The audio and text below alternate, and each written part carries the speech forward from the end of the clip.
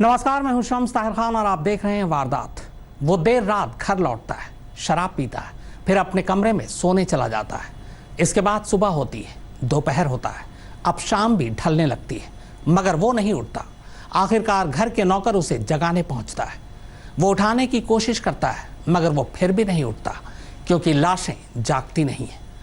UP और उत्तराखंड के मुख्यमंत्री रहे कांग्रेस के कद्दावर नेता नारायण दत्त तिवारी के जवान बेटे रोहित शेखर की मौत की पहली खबर कुछ ऐसी ही आई थी, लेकिन 3 दिन बाद अब सामने आई पोस्टमार्टम रिपोर्ट ने अचानक सभी को सन्न कर दिया है।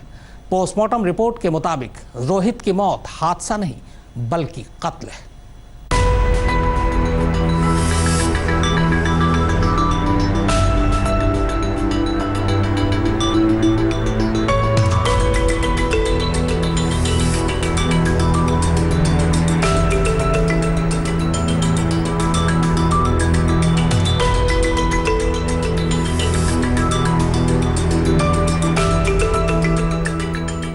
मृत्यु में कोई असामान्यता नहीं है, बिल्कुल सामान्य मौत है। लेकिन वो किन अवसादों से हुई है और उसके पीछे कौन कौन लोग हैं वो मैं ज़रूर आपके सामने रखूंगी। कभी जिन्होंने अवसाद दिया, जिन्होंने उसको मानसिक यंत्रणा दी है, उनके विषय में मैं आपको ज़रूर बताऊंगी।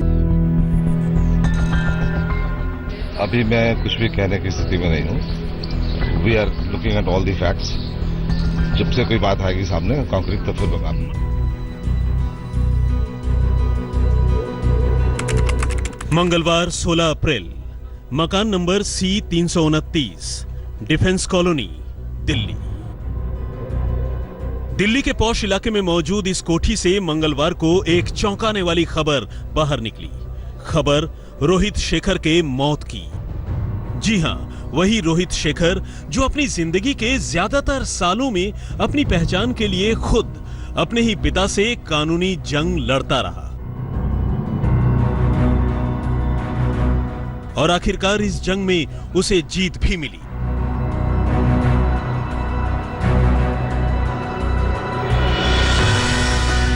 लेकिन इससे पहले कि अपने पिता की विरासत संभालकर वो अपने बाकी की जिंदगी शान से जीता, उसके साथ अनहोनी हो गई, उसकी जान चली गई।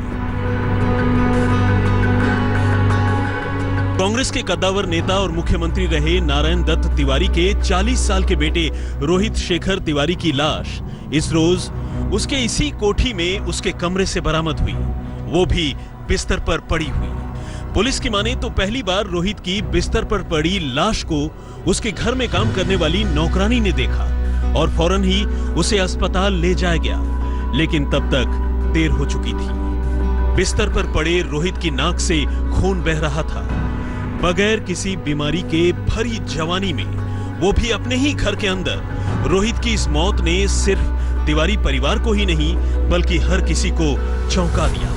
मृत्यु में कोई असामान्यता नहीं है, बिल्कुल सामान्य मौत है।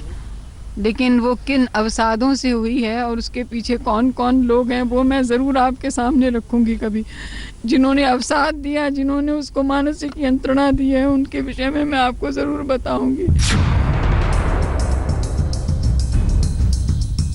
जाहिर है, अपनी जिंदगी के जाती मसलों को लेकर रोहित अवसाद यानी डिप्रेशन में था। सूत्रों की माने तो उसे नशे की भी आदत थी, लेकिन फिर भी जिस हालत में उसकी मौत हुई, पहले पहल उसकी वजह किसी को भी समझ में नहीं आई। शुक्रवार 19 अप्रैल, एम्स, दिल्ली। लेकिन अभी इस रहस्यमयी मौत को 3 ही दिन गुजरे थे कि रोहित की लाश की पोस्टमार्टम रिपोर्ट ने खुद पुलिस वालों का दिमाग घुमा दिया, क्योंकि यह रिपोर्ट बता रही थी कि रोहित न तो किसी नशे की ओवरडोज की वजह से मारा गया और न ही किसी कुदरती वजह से, बल्कि उसका तो कत्ल हुआ, और वो भी अपने ही घर में भरे पूरे परिवार की मौजूदगी में, अपने बिस्तर पर और सोए हालत में। जी हां, रोहित की जान लेने वाले ने तकिए से सांस रोककर उसकी जान ले ली। पोस्टमार्टम रिपोर्ट मिलने के बाद क्राइम ब्रांच ने रोहित शेखर तिवारी की मौत के मामले में हत्या का केस दर्ज कर लिया है। इस वक्त हम लोग डिफेंस कॉलोनी के ठीक उसी घर के बाहर मौजूद हैं जहां पर 16 तारीख की शाम को 4 बजे के करीब ऊपर के कमरे में रोहित शेखर तिवारी की लाश मिली थी। बताया जा रहा है कि 10 तारीख को रोहित घर से गए थे उत्तराखंड, वहां से वो 15 की रात तकरीबन 11 बजे के आसपास लौट के घर पहुंचे। यहां जब वो पहुंचे तो यहां पे नौकर ने उनकी हल्की मालिश की ऊपर के कमरे में और फिर वो सो गए। लेकिन अगले दिन 4 बजे तक जब वो नहीं उठे तो उस दौरान जब नौकर पहुंचा उनके कमरे में तो उसने देखा कि रोहित की नाक से खून बह रहा है। उसने शोर मचाया, तुरंत इन्फॉर्म किया गया हॉस्पिटल को, एम्बुलेंस आई और एम्बुलेंस में लेकर जब हॉस्पिटल पहुंचा गया रोहित को तो डॉक्टर्स ने उन्हें वहां पे डेड डिक्लेयर कर दिया। अब सवाल यह था कि आखिर रोहित की जान किसने ली और क्यों? क्या कातिल कहीं बाहर से आया था या फिर घर में ही छुपा था? रोहित की किसी से क्या दुश्मनी थी? रोहित की मां ने अपने बेटे को अवसाद में भेजने वाले का नाम बताने की बात कही थी। वो कौन है? क्या रोहित के घर में या उसके कमरे में आते जाते किसी की सीसीटीवी तस्वीरें कैद हुई? रोहित के इस मकान में 7 सीसीटीवी कैमरे लगे हैं, जिनमें से 2 खराब हैं। सवाल यह है कि ये कैमरे इत्तेफाक से खराब हैं या फिर किसी ने जानबूझकर खराब किए। और सबसे अहम ये कि बेडरूम में कत्ल होने के बावजूद घर में मौजूद लोगों को इसका पता क्यों नहीं चला? सवाल ये उठ रहा है अब कि जो दवाइयां मिली हैं उनके कमरे से पुलिस उसकी जांच पड़ताल कर रही है। मेडिकल हिस्ट्री जो थी उनकी कि किस तरीके की उनकी तबीयत खराब थी, इन चीजों की जांच पड़ताल की जा रही है। और ये भी पूछताछ की जा रही है कि जब शाम तक 4 बजे तक शेखर तिवारी अपने कमरे में पड़े रहे तो किसी ने घर में से, इवन उनकी पत्नी भी घर के अंदर जब मौजूद थी, दरवाजा खुला हुआ था तो किसी ने जाकर ये देखने की कोशिश क्यों नहीं की कि आखिर शाम तक शेखर तिवारी क्यों लगातार सो रहे हैं? जाहिर है इस मामले में शुरू से लेकर अंत तक सब कुछ इतना रहस्यमयी है कि जिसका जवाब फिलहाल पुलिस को ढूंढे नहीं मिल रहा। शायद यही वजह है कि इस मामले में बेशक पहली रिपोर्ट डिफेंस कॉलोनी थाने में दर्ज हुई हो, मामले की नजाकत को देखते हुए दिल्ली पुलिस ने इसकी जांच फिलहाल अपनी एलीट यूनिट क्राइम ब्रांच के हवाले कर दी है। अभी मैं कुछ भी कहने की स्थिति में नहीं हूँ। We are looking at all the facts. जब से कोई बात आएगी सामने कॉन्क्रीट तो फिर बता। चिराग गोठी और पुनीत शर्मा के साथ हिमांशु मिश्र, दिल्ली आज तक। आखिर रोहित का कत्ल किसने किया? कत्ल की वजह क्या है? क्या रोहित का कातिल कहीं बाहर से आया या फिर घर में मौजूद किसी शख्स ने ही उसकी हत्या कर दी? अगर कातिल बाहर से आया तो घर वालों को भनक क्यों नहीं लगी? और अगर कातिल घर में ही है तो फिर कौन है? जिस दिन यह वारदात हुई तब घर में रोहित का सौतेला भाई सिद्धार्थ शर्मा, रोहित की पत्नी, ड्राइवर और 2 नौकर नौकरानी थे। जाहिर है पुलिस के लिए यह केस बेहद पेचीदा है।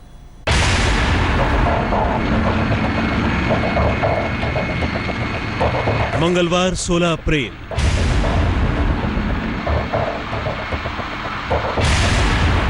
यही वो दिन था जब रोहित अपने मकान में मुर्दा पाया गया। असल में उसकी लाश कमरे में बिस्तर पर पड़ी थी और घर में मौजूद किसी को इसका पता ही नहीं चला। वो तो जब देर तक नहीं उठने पर शाम करीब 4 बजे उसके घर में काम करने वाली एक नौकरानी रोहित को जगाने पहुंची तो उसकी हालत देखकर नौकरानी की चीख निकल गई। रोहित अपने बिस्तर पर बेजान पड़ा था और उसके नाक से खून बह रहा था। आनन फानन में घर में मौजूद लोगों ने एम्बुलेंस बुलाई। रोहित को साकेत के मैक्स अस्पताल ले जाया गया। असल में रोहित की मां उज्ज्वला शर्मा खुद बीमार हैं और रोहित की मौत के वक्त वो घर में नहीं अस्पताल में ही थी। ऐसे में जैसे ही घर से उन्हें रोहित की हालत बिगड़ने की खबर मिली, वो उसी हालत में मैक्स से एम्बुलेंस लेकर अपने घर पहुंची और रोहित को वापस अस्पताल लेकर गई। लेकिन एक मां की ये तमाम जद्दोजहद भी रोहित की जिंदगी वापस नहीं लौटा सकी, क्योंकि वो तो बहुत पहले ही इस दुनिया से दूर जा चुका था। असल में रोहित 15 अप्रैल को उत्तराखंड में था। सूत्रों की माने तो वहां चुनाव में वोट करने के बाद 15 और 16 की दरमियानी रात को ही वो दिल्ली लौटा था और अपने कमरे में सोने चला गया। इस वक्त मकान में रोहित का सौतेला भाई सिद्धार्थ शर्मा, रोहित की पत्नी, ड्राइवर और 2 नौकर नौकरानी भी थे। लेकिन अगले दिन सुबह से दोपहर हुई और दोपहर से शाम हो गई। मगर घर में मौजूद किसी भी शख्स ने अपने कमरे में सो रहे रोहित की खोज खबर लेने की कोशिश नहीं की।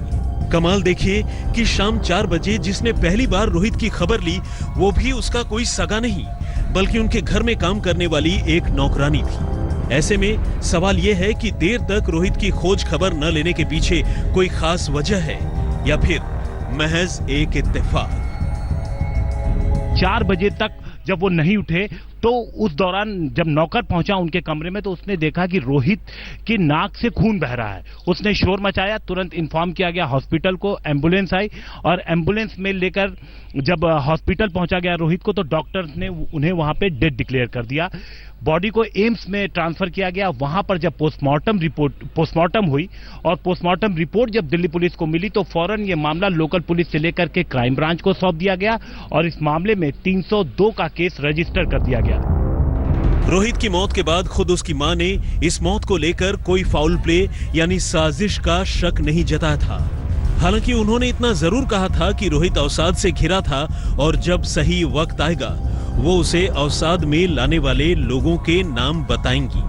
लेकिन ये लोग कौन हैं, उन्होंने अभी भी साफ नहीं किया है।